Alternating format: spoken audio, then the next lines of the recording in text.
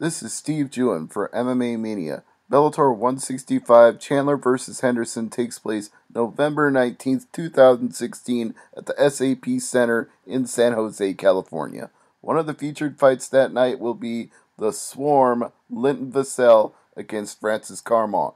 Here's my interview with Linton Vassell. Steve Jewin, MMA Mania. All right, you're now in line with Linton Vassell. Go ahead, Steve. The Swarm Linton Vassell. How are you doing today, sir?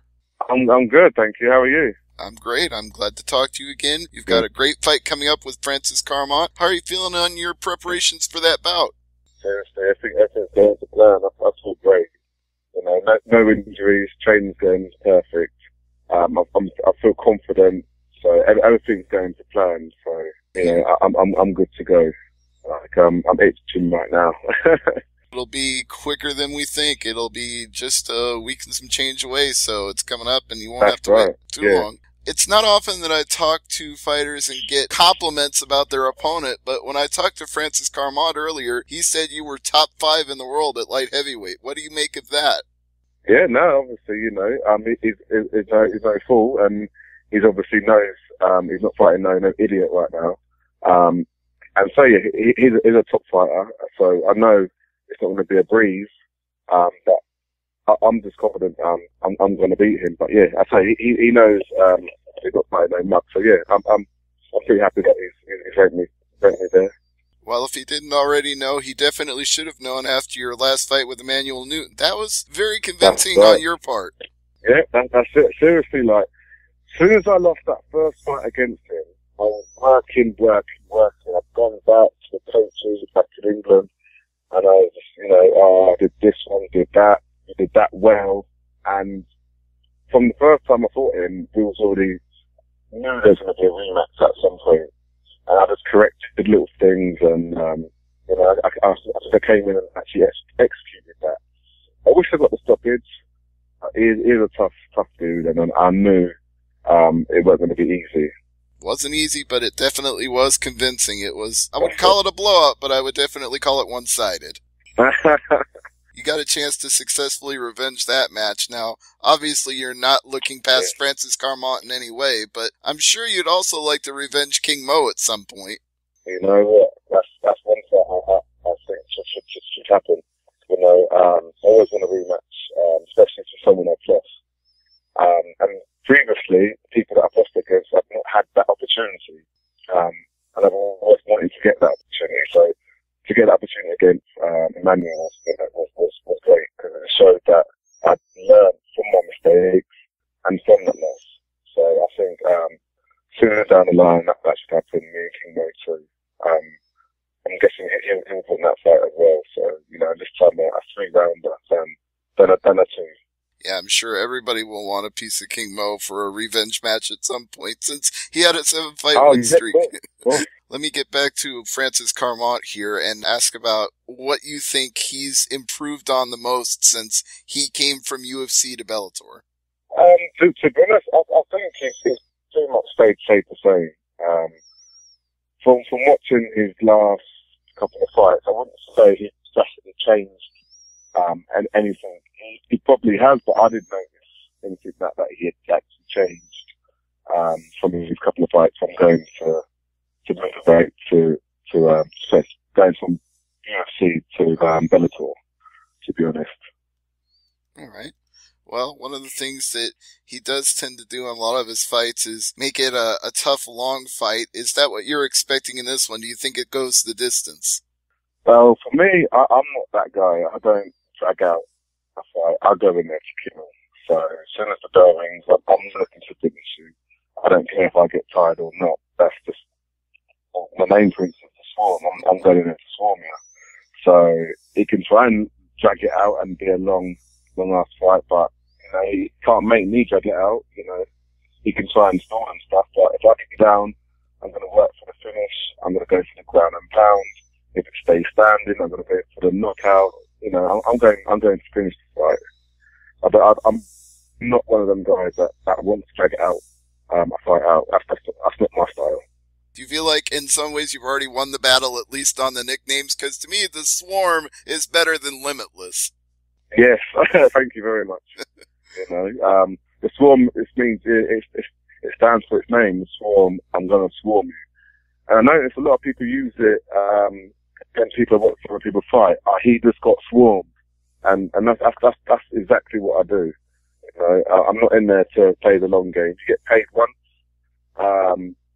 You know, so why try and long it out? If you can finish that fight, why not? And people like to see finishes. People don't like to see a fight drag out. People get bored. So, you know, I like to, you know, put a show on also for the fans and for myself, you know, to get a stoppage. And of course, there's one other advantage to having that excitement is it puts you one step closer to getting another title shot. You know, the more exciting it is, the quicker you get in that picture. You know that. That's all I'm, you know, been dreaming about. You know, at some point, I will get another title fight, you know, at some point. You know, after that first loss for the title, it's like, my time will come again. So, you know, just keep winning. That's all I can say. Just keep winning. Finish fights as well, and you know, there should be no stopping me getting another title fight.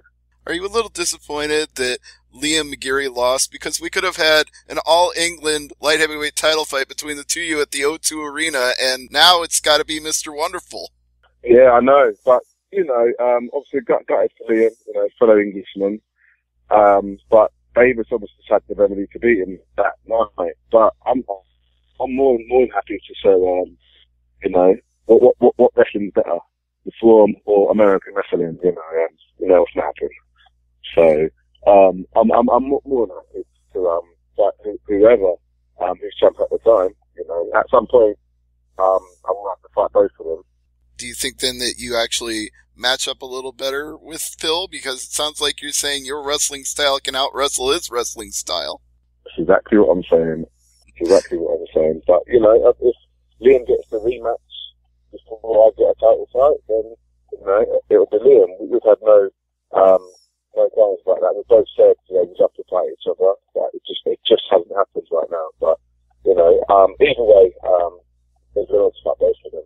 What do you make of the current light heavyweight picture as a whole, besides just the champion, yourself, and your opponent? You know, we've got a lot of legends that are competing right now in 205, guys like Tito Ortiz and Chael Sonnen making things interesting. They are. I think it's spicing things up. But it seems like they're both fighting each other right now, so I'd like to see what happens after the winner of that fight, you know, see if they're going to fight any of the young guns. We'll see, but yeah, I think it's a good look for Bellator, getting these big names over. You know, as I say, the legends to fight. So I'd love to fight any of them at some point. Oh yeah, and I can't forget to mention Rampage Jackson as well. He's another one that's big on that legends list that's available for fights. Yeah, that's right. I heard he was doing catchweight though. Yeah, well, he kind of seems to want to float above 205 to like heavyweight range, but would you take a catchweight fight with him if that came? Oh, he's a friend, but you know, it's business, isn't it, at the end of the day? So if that's what happens, then it has to happen. Well, since you mentioned being friends with him, what do you think's best for him right now? Is it getting a title shot or working his way up? What would you do as a friend of his? What would you advise? What, for Rampage? Yeah, what do you think's a good plan for him? He won his last fight. I'd probably say win another fight, and then if that's what he's ready for, then yeah, he can fight for a world title. I mean, I don't want to say that he's not capable of winning a world title at this point, but do you think he's more of a special attraction than a title contender, or do you think that's still in? Nah, he's still got power in his hand, and it's still there. You know, so you can't count anyone out.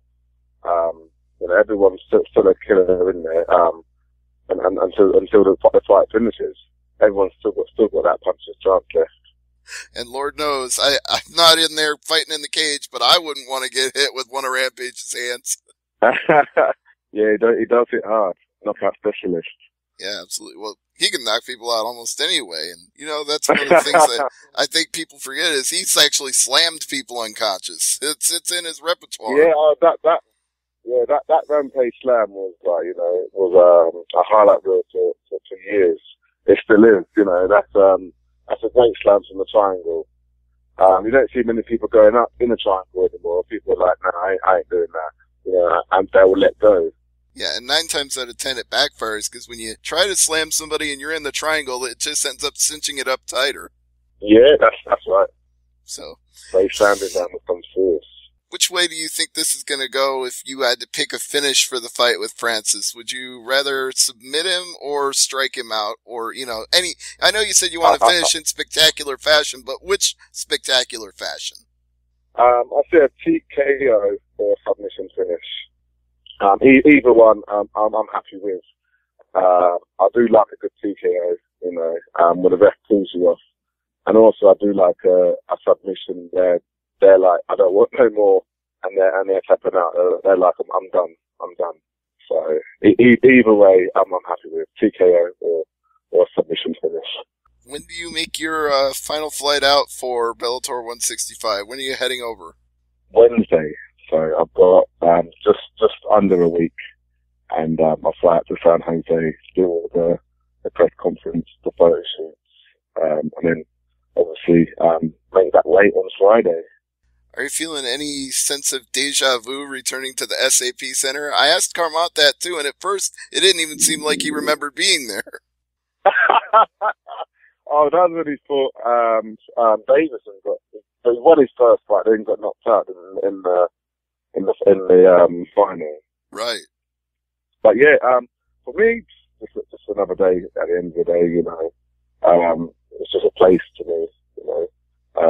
So yeah, I'm just looking forward to going back there and actually getting to fight again. It's been very long for me, I feel, you know, since February last time I fought. Yeah, it's been too long. Have there been any injuries? Yeah, but for me, I'm like, I need to fight. Like, I'm ready to fight. You know, training's going well, so I'm just have to beat everyone up at the gym. Were there any injuries between then and now that kept you slowed down from taking another fight so quick?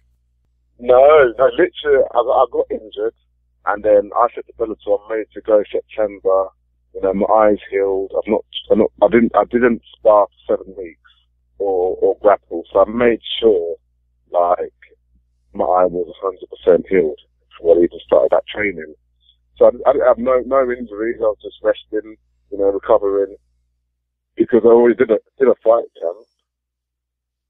So I was only like, I think 2 weeks out. So I was just resting and just you know, drilling stuff and just staying healthy. So yeah, no injuries, and I'm good to go. You know, you got to train smart. Yeah, absolutely. A lot of people take too many risks in training. We've had fights get canceled the last week because somebody got caught. Oh, that happened to Michael Venom Page. I interviewed him, and then the next week he got a cut, and his fight was canceled. Yeah, I know. And that was the UK versus America. That was the British invasion. Right. Yeah, that was in Uncasville. Yeah, I know. So yeah, and these things happen. But I stopped that sparring hard and all that. So I made sure there was nothing happening this time, you know. That's fantastic, because that means we're not going to miss the swarm inside the cage at Bellator 165. We all got something to look forward to.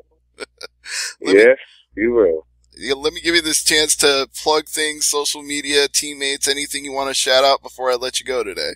Yeah, I'd just like to give a few shouts out to my sponsors, the Carpet Warehouse, MK, Hayabusa, Alienware, Determined Records, Defense Soap, and also the 86ers. Also Gordon Nutrition, Vassell's Beauty, Black Zillions, BST, and Jocko. And I'll give one as well, at LDV_the Swarm, to follow Linton Vassell on social media. Everybody should be if they're not. Yeah, and also there's also Instagram, LDVASS. That's LD Vass on Instagram.